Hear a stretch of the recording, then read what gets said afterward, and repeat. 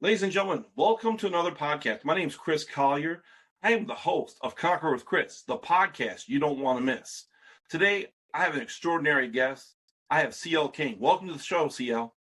Thank you, Chris, man. It's such an honor to be here. Such an honor to be with you and your wonderful audience. And I count it a true privilege to be on your show, sir. Well, thank you. The pleasure's all mine. Really, it is. CL, let's let the people know who you are and kind of what you do, where you're from.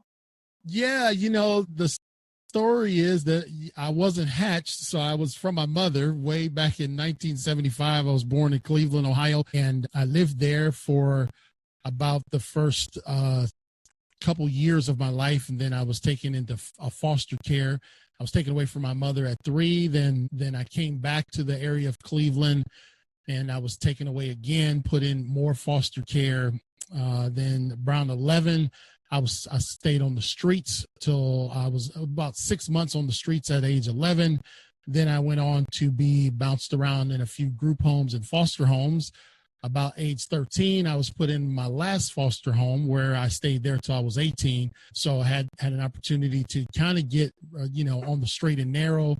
I decided to go in the United States Marine Corps at 18, met my beautiful wife.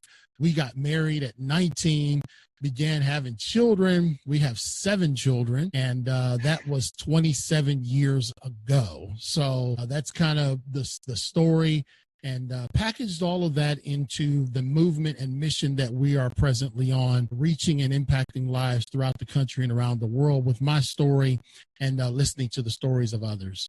Well, first off, thank you for your service in the armed forces, in the Marine Corps to be as specific. I respect anyone who's served in the military. I really think that that's something that we don't do enough of in the country. People who put their life to the side for that of the nation.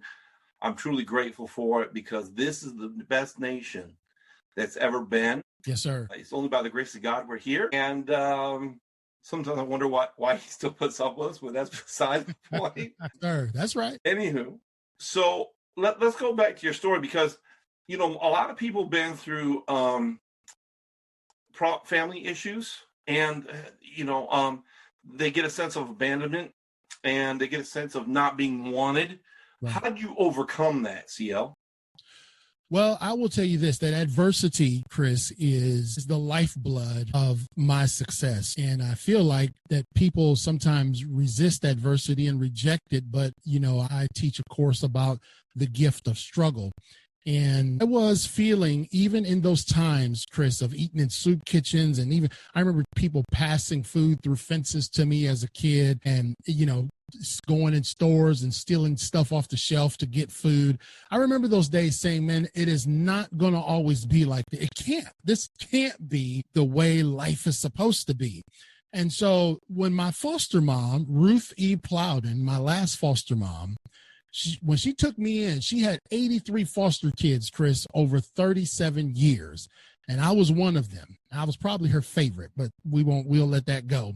And she told me, she said, Chris, you can take all of that you experience, physical and sexual abuse by those who were assigned to take care of me, homelessness and severe malnutrition. You can take all of that wandering around the streets of Cleveland, and you can use that as an excuse to be a thug, to be a hoodlum, to be a dropout, to be all the statistics that are stacked against you, or you can use it to change the world. So it was that person who believed in me enough to say, listen, I'm not going to give you the whole enchilada.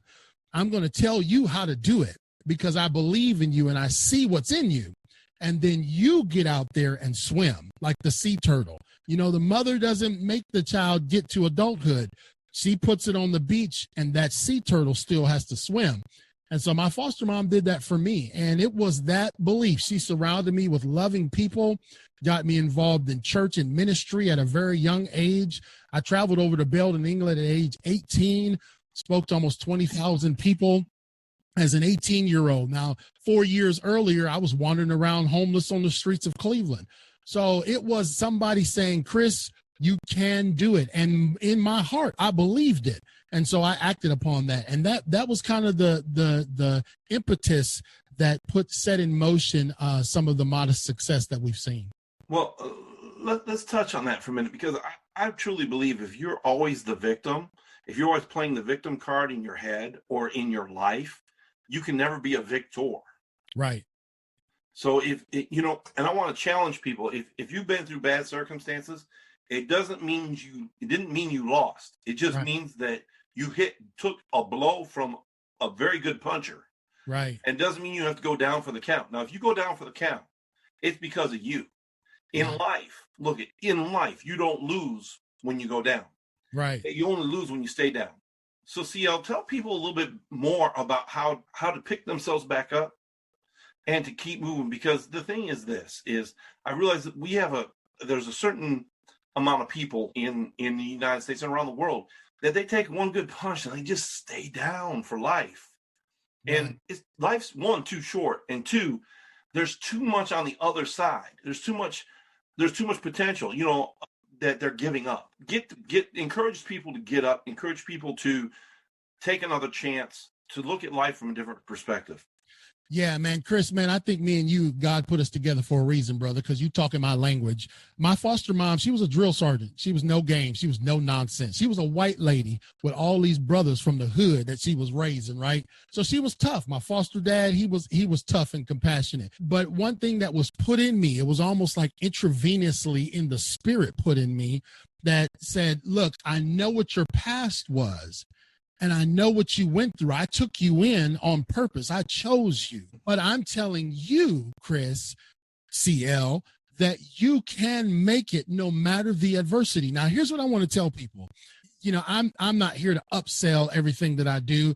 I've got courses and stuff that I've created from the experiences and the rigor that I had to go through. Even after getting married, folks says, oh, well, after you married and got your kids and your white picket fence, everything was good. No, Chris, I experienced repossessions. I lost a home. I mean, we ate top ramen noodles. We did that over the past 27 years.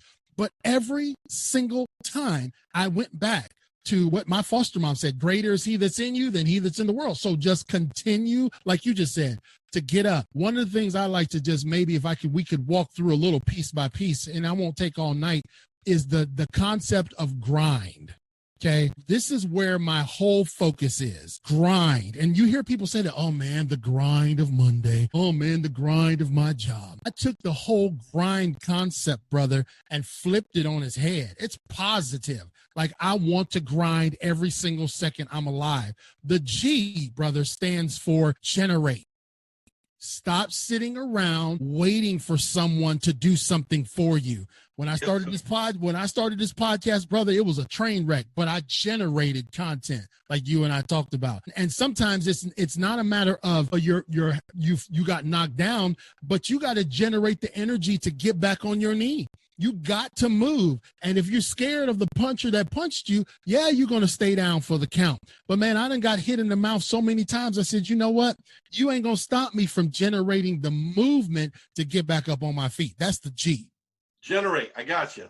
Can I go to the next letter, brother? Please. The next letter is in the word grind is resistance. Okay. You've got to develop a resistance to resistance. I think about the story of In Pursuit of Happiness, that movie where Chris Grimes was living out on the streets and rejected, trying to sell these silly machines. And he was told no at every corner. Brother, when I began my speaking business, everyone thought I was a clown. When I formed the nonprofit, I didn't get hardly any help, but from my best friend, Greg Smith. And nobody believed in me. They're like, who is this dude? You ain't from here. You ain't from Eastern Carolina. We don't know you. The resistance was palpable, brother. And I said, you know what? I'm going to develop a resistance to y'all's resistance. I ain't going to listen to. Go ahead. I gotta help you with it, man. Go ahead. We get upset sometimes when we have resistance, right? But when you trying to get in shape, you go to the gym, and that whole bench press you doing is nothing but resistance. That's it, brother, man. I felt it in the spirit. People always complain. Why is it so hard? Because you haven't gotten strong enough yet. Yes, sir. Listen, if you look at the Bible, there's a scripture, and I'm gonna drop it in the video here. Yes, it says the children of Israel, God allowed the giants and the different nations to be there, because if he wouldn't have, the nature would have overtaken it, and they wouldn't be able to kill nature. That's So true. the resistance you're facing is God ordained. Let me say that again. The resistance you're facing is God ordained. It's not no mistake. Right, The right. reason you're going through the resistance to make you tougher. I remember there's a saying, it says, don't ask for things to be easy, ask for you to get better. Yes, So sir. resistance, we got resistance, partner. Yes, the I in grind, because that's what it is, man. We see sparks every day when we're grinding. The I is you got to generate some impetus. Now, here's what impetus means. It is the force that makes something happen or happen quickly. You know, even when Judas, and I know we ain't trying to have church here, but Jesus said, look, go do it and do it quickly. Here's what I recognize, that this work that we've got to do, the work that you're called to do, Chris, and the work that I'm called to do, we got to have the impetus. Ain't nobody going to turn on the knob for you and make your show happen.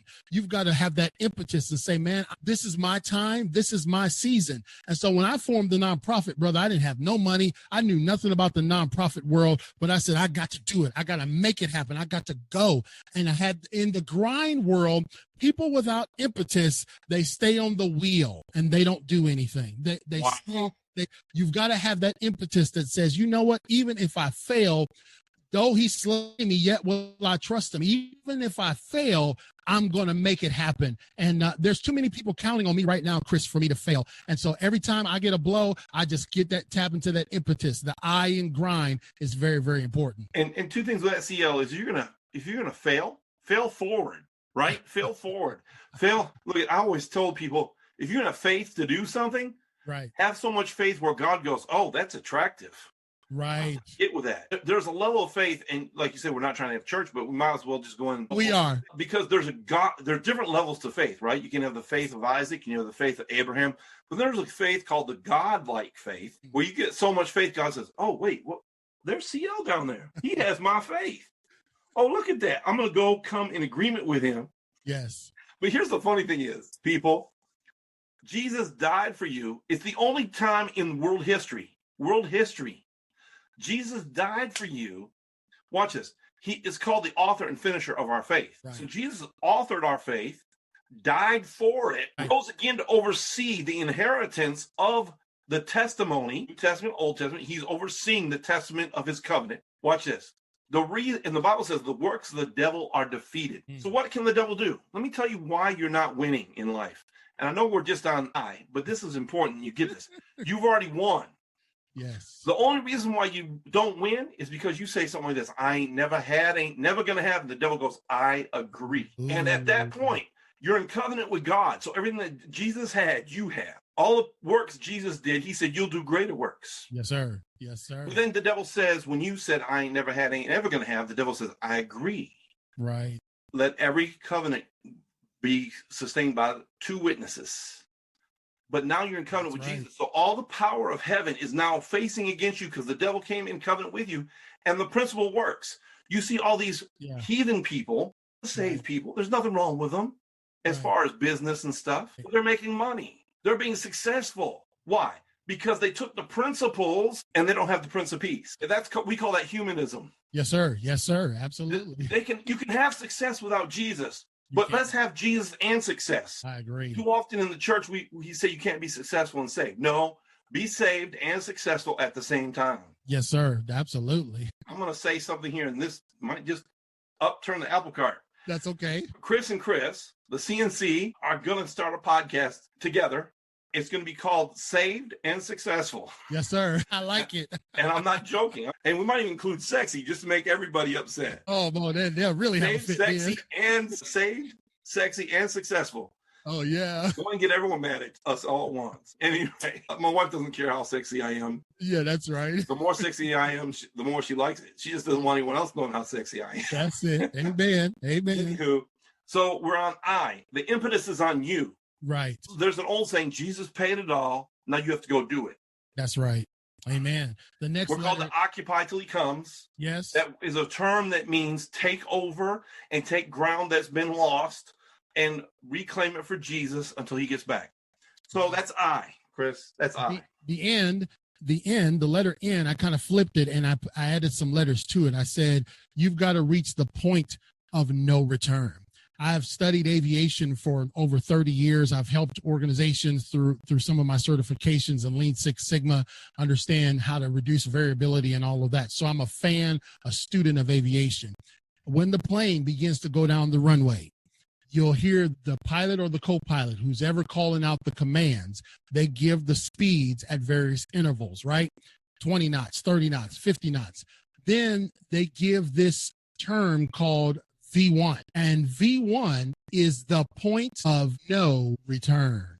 In the grind world, you've got to have a point of no return. That plane will either fly or crash into the woods, but it ain't stopping when it reaches V1. And here's what I recognize, brother. I came from hell. It was hard. I am not sugarcoating it. And I'm writing my book, so I'm not lying. It was hard growing up, brother. It was tragic. I still have to wrestle with some stuff that happened to me even at 46 years old. But I will tell you this, Chris, I have reached the point of my V1, the point of no return. And for folks that grind, brother, they can't be jumping on the wheel, jumping off the wheel, getting mad today. I ain't doing it. It's cold outside. I can't go. No, you got to reach the point of no return. Your turn. It also stands for no bridges. There's an old story about a Roman army that crossed over Yes. the land, and they burnt the bridges and the ships that were behind them. They said, we're not going home unless we conquer this land. So that leaves you with no options, no choices. Right. You have to win. Look it. Watch this. If you study the Bible talks about the armor of God, right? The armor. Well, let me tell you, it doesn't have any covering on the back. So there's no choice but to advance. Yes, sir. There's no choice to advance. The only way, if you have to, and that's why you need people around you that have your back. That's where that comes from, right? So if you see me in war and I'm struggling, you better cover my back to back, shoulder to shoulder. We win because there's no way we can lose. You have to make, I like this. There's no decision to quit because honestly, for you listening, it's closer for you to win than turn around and go back and lose. Right. Once you start taking the step to win, it's actually thousands of steps you've made. You just don't see them. Right. And so there's no decision to turn back. There's no turning back. There's no turning back. You can't turn back. There's nothing to go to. If you go back, you'll be so dissatisfied. And that's why sometimes these people jump on the wheel and jump off the wheel because they think they can go back. It'd be like me going back to Michigan, where I'm from, and I haven't been there in 30 years, and trying to live there like I was when I was 14 years old. It's changed. A lot of the stuff was there before isn't there now. And if it is, it's adapted and evolved over time. The people have gotten older. I've gotten older. So I can't go back and live like I was 14 years old. I've got responsibilities and stuff. So when you left that spot, there's nothing for you to go back to. D, sir. The D is for tapping into your destiny. Now, destiny is the events that will necessarily happen to a particular person or thing in the future. The hidden power believed to control what will happen in the future or your fate. Here's what I recognize, that all the stuff, my dad trying to drown me, starving, abused, it was a part of the total destiny for C.L. King. I haven't done any of those things to my children, and I've got 7 of them. It was my destiny to go through them so that I could one day talk to one life. I know I've reached, 400,000 people, but I am interested in the one.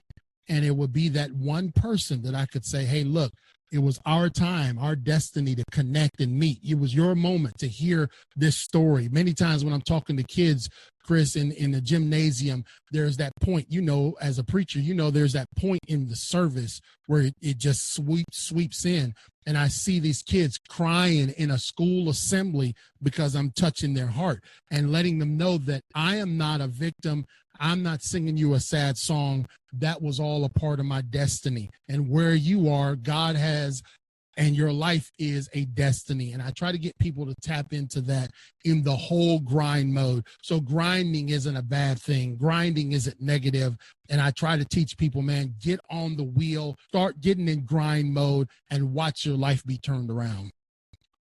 I have to jump in here. You said destiny. There's My favorite song from when I was 14 or 15, there was a group called DeGarmo and Key. They were like a R&B Christian band. They had a song called Destined to Win. I know that kind of dates myself. And if when you can go listen to it and be like, this is trash. You got to remember, it was 84 right. Somewhere. Great song for back then. Yeah. But I want to also say, D also stands for deliverance. Yes, sir. There are things CL had to go through. And when you go through things, when you're like Moses, you have to go through things that other people don't go through so you can prevent them from having to go through it. And so you can deliver people out of their problem, their circumstance, their situation. CL had to go through it so he could talk to the people who've been molested. He could talk to the people who've been forgotten and forsaken. He could talk to those people and reach them. That's not my story. I can't reach those people as well as he can because I lived in a 2-parent house that was pretty much Christian. And we believed in God. We had our problems and struggles too, though. So the thing is, God has to deliver you out of something so you can deliver someone else. So if you've been through that, it's not God's fault. You say, well, how would a loving God have me go through that? Well, there's this thing called creation. Mm-hmm. And because of Adam and Eve, it's broke. Right. Yeah. It's all broke. Why do some days we get more rain and less sun? Why does there snow? And why is there hurricanes and tornadoes? Because creation is broke. Right. And creation's waiting for you to take your rightful place. That's right. And when you take your rightful place, which you're destined to have, back to D. Yes. Everything will be fulfilled. And who knows what will happen then? Right. Chris, I never thought until after, a couple years at Mom Plowden's house, and she's got me involved at church on the North Coast in Lorain, Ohio. It wasn't until I saw that these people, they loved on me, they wrapped their arms around me, and they showed me, they said, hey, listen, there's something on you, there's something in you, and they began to nurture that. And that's kind of what the next phase of my life is going to help people nurture the gifts that are in them, because there's some people that are just like, man, I know I'm supposed to be doing something, but I don't even know how to get started. And so what was nurtured in me, brother, I'm trying to do that for other people. And that is, and see, and to those of you out here in the Christian world, here comes a little bit of a rebuke. I'm sorry, I've got to do it. Yes, sir. Go ahead. Some of you call yourself fathers in the faith, but you ask for money. I'm not saying tithes and offerings. That's okay. Right. But you beg all your sons and daughters for money. I never saw my dad come home and ask me for money being a son. My dad, my natural dad, went to work and worked a job and brought money home. Now, it is an honor when a son becomes mature to take care of his parents. Right. But how dare you go to a baby and ask it for money? How dare you go to a toddler and ask it for money? You touching the night, boy, y'all. How dare you go to a kindergartner? Right. A first grader, a third grader. Hey, I could understand a fourth or fifth grader that has a newspaper route because you want to teach him some responsibility, right, or her. But you shouldn't be that way, because how would you like if Jesus treated you that way? You can't. That's not Christ honoring. So I'm asking you to please stop before God takes you out. Thank you. This has been a public service message from Conquer with Chris. So CL. Yes, sir. Get out the grind. We got the grind down, and we're happy about the grind. The grind's a good thing. Yeah. The grind creates opportunity for yourself and for others, because I truly believe, and see, this is the problem with people, is when they start thinking about grind, they think about the work, right? Yeah. But they don't think about the benefits to the work. So tell them about the benefits from working. Yeah, man, I can tell you this, bro, that present state, the Lord has been very, very good to us. We have been in so many different arenas, been asked to come to the state capitol, have been featured in magazines all throughout the country, on hundreds of radio and television promotions. But more than that, it's not the desire to become famous, but I do feel like we can leverage the one talent God has given me. I'm not that cat that's going to bury it in the ground. I don't do a lot of stuff. I can't do a lot of things, but the one talent that he has given me, we've been able to leverage that and inspire a generation. And the fruits of that labor have been very, very rewarding. I'm very, very blessed. I make no apologies for it. We work hard, but the rain is definitely over our lives. And we make more money now than we've ever made in our life. And we're very blessed and we're thankful for it. And listen, go and tell them you work hard, but you play hard. Yeah. Oh, yeah, for There's sure. nothing wrong with playing hard, because guess what? If I work hard, I'm going to play hard. Yes, sir. I do. And how I play might be different than how you play. Right. And guess what? I'm not going to tell you what I do to play, because guess what? That's none of no one's business. As long as it ain't illegal, immoral, or unethical, it Right. doesn't matter. Right. That's right. Mine might be riding speedboats or go snow skiing or go travel, whatever it is. It's what I like to do. Right. You may see it on Instagram or Facebook. You may not, but that's my business. So listen, you work hard, you play hard, and look it. I'm not going to make an apology about this. Since we're talking kingdom, what king doesn't want their son, a prince, or daughter, a princess, have money? Right. Right. And what king would want their son or daughter, prince or princess, to represent them and not have some money? Right. And you, sir or ma'am, are called to have influence. And how can you do it without a little bit of cash? Right. I'm just asking. That's right. And I know some of you are going to be like, well, I'm not that type of Christian. I believe we should be humble. I didn't say anything about being humble. You can be humble and have all sorts of money. Yes, you can. Matter of fact, the more money you have, the more humble you should become. That's the truth. And it does not make character, it reveals it. Yeah, money doesn't make you evil. Money just shows you how evil you really are. Right. Money doesn't make you good, it shows you how good you are. Yeah, I oftentimes take my kids when the time's appropriate, because 4 still live at the house, and I take them by the trailers we used to live in. They done forgot them days, brother. And I said, I remind them that all of this that we have, Dad and Mom did get up and go to work every day, and God honored that. And so they're living off of those blessings. So we're very, very thankful. And on top of that is now you're in a position where you can teach people money management, Yes, how sir. to get out of debt, how to build credit, how to build wealth, Yes, sir. because you start from nothing. And see, their starting place, and this is so great, and this is what I love to see, is generational increase, right? So and that's Hebraic. People don't understand that. But the whole patriarchal system is so that my son can start off at my ending point. Yes, My sir. daughter can start off at my ending point. And so if I can condense my whole life and put it into my son and my daughter, how much further ahead can they be? Yes, sir. That's right. My ceiling will be their floor. Thank God. And that's where we get the whole thing of I'm standing on the shoulder of giants. Because it's not that the person before you was great or the person before them was great. It's that person, your great-great-grandfather or your great-grandfather or whoever it is, stood on someone else's shoulders, and they stood on someone else's shoulders. And in your case, it's really great because you're standing on the shoulders of someone who brought you in, and you're part of a foster family. And you're standing on shoulders of someone that wasn't blood related, but redeemed the time because the day was evil. Yes, sir. You're right, man. I'm very, very thankful for Ruth Plowden. She'll be in my book that's coming out by the end of this year. And, every time I give a public speech, I always bring up her name because that was my mom. She paid for my prom. She paid for my graduation party. She blessed me in so many ways. But a lot of my parenting style, I got from her. And I gave the eulogy for her passing in 2013. That was selected that I would do it out of the 83 foster kids. So just very, very blessed by her. Just trying to. So you were the favorite. I tried to tell them, but they didn't listen to me. I tried to tell them. So CL, how can people find you? It's very, very simple. They can go clkingspeaker.com.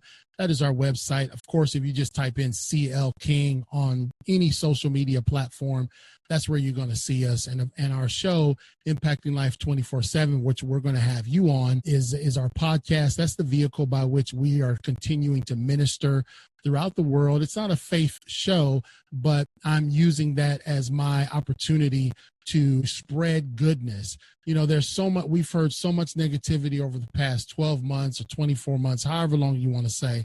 And I refuse to get caught up in that. You know, some people assume because my skin tone that I go a certain way or the other. And I tell them I'm not a Republican or a Democrat. I'm a Christocrat. And I just do what I'm called to do. I you know, if I got to speak on something, I'll speak on it, and then I get back in my lane.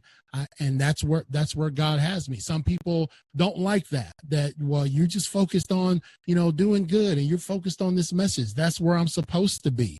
And so that's what we're doing. CLKingspeaker.com. That's where they can find us. That's great. That's great. I want to thank CL for being on. I want to thank you guys for listening or watching, depending on what platform you're on. Please like, share, subscribe. And if you're on YouTube, make sure you hit that notification bell also, because that's important, because you want to be notified for the next time the podcast comes out. And if you're on the podcast platform, please write a review, give us some stars. 5 would be preferable, of course. Anyway, I appreciate y'all for listening. Have a great night.